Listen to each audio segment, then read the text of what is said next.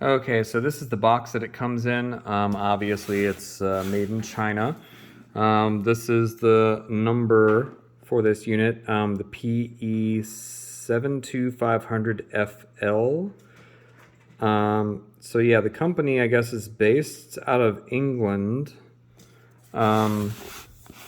Anyway, it shipped to my house really, really quickly. I want to say it took maybe 3 or 4 days to get shipped over here. So, pretty quick. Since I'm doing camera work and opening the box, I may have to do some cutting here and there with the video. So yeah, here's the owner's manual for this thing. Might take a look at that in just a minute. But really, I want to take a look at everything that's in here. So I've got this big bag of stuff. All of these are supposed to be connectors that are vehicle specific for the Fiat. So we've got a CAN bus. You know what? I'm gonna have to put this down and see what I can do here. All right. So we've got this. This is a CAN bus adapter here, so that it can connect to the vehicle's CAN bus system. What else do we got here? We have some RCA connections here. Yeah, they're all labeled pretty well. Let's see what else we got. Looks like we have, what is this guy? Some kind of USB connection of some sort. Maybe for the back of the unit for Android Auto, Apple CarPlay, that kind of thing. We've got the wiring harness adapter here. So this is supposed to plug in between the stereo and the vehicle's wiring harness. So these should go into the new stereo, everything on this end. Excuse me, my dogs are ringing the bell to go outside so they can bark at the neighbors. No sirs. Anyway, yeah, so this is the cable adapter for the head unit. We've got another USB cable of some sort. Every one of these is labeled. I've got the antenna adapter here. What else? What else do we got here? A whole bunch of other connectors here. I'm hoping that, because I've got a 2018 Fiat 500 Abarth, and it's got a reverse camera. So I'm hoping one of these will work with the reverse camera. I also have the Beats audio system, so I'm hoping that the Beats audio system works with it as well. So we'll see.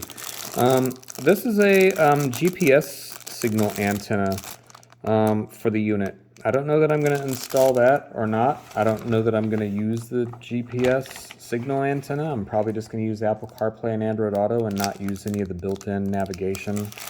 And finally, another USB cable. This one I think is probably the one for Android Auto, Apple CarPlay, because there's a lot of length to it, and I think they probably want you to be able to string that out to the car. So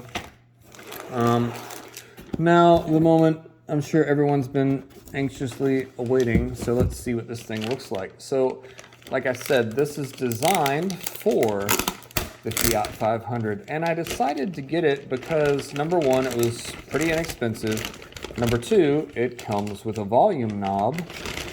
Number three, it has basically the exact same dash design. So here we've got the exact same, pretty much, dash design. I didn't need to buy a dash kit or anything. I've got hard buttons built in.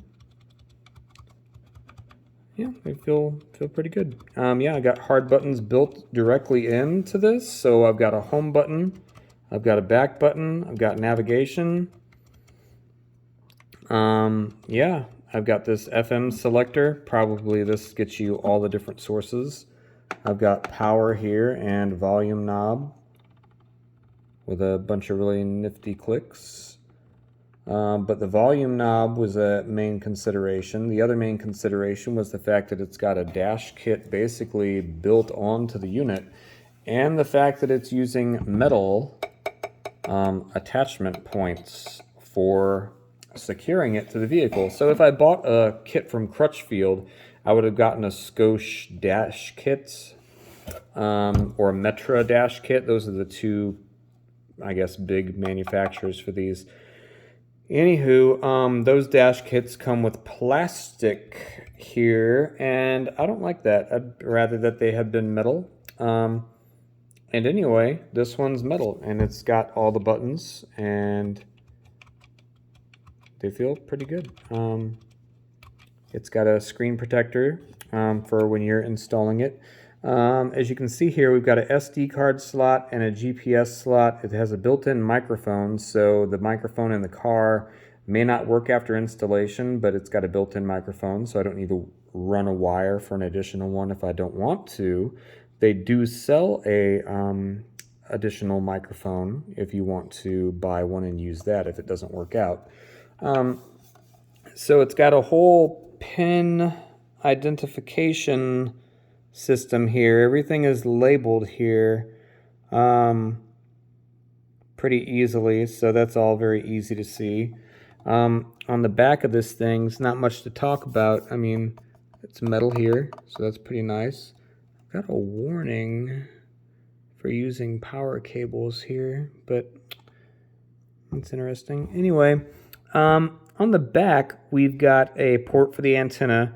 We've got a 4G outlet here that says 4G, and then we've got the GPS antenna. They make a couple of dongles that you can plug into this, and then you can get 3G and 4G connectivity, so that this thing always has, I guess, internet access. But this feels really solid. I like the look. The design is great. Now it's all going to come down to what the wiring is like. So when it warms up, I'm going to fool around with that. But for right now, I just wanted to show you guys what this looks like. So far, I'm pretty happy. I bought this directly off of their website. I want to say it was $280 or something like that. So if I don't like it, I'll return it for $280. I think it's a good, I think it's a pretty good bargain, at least for this look. I mean, this looks and feels pretty darn quality. So, all right, that's it.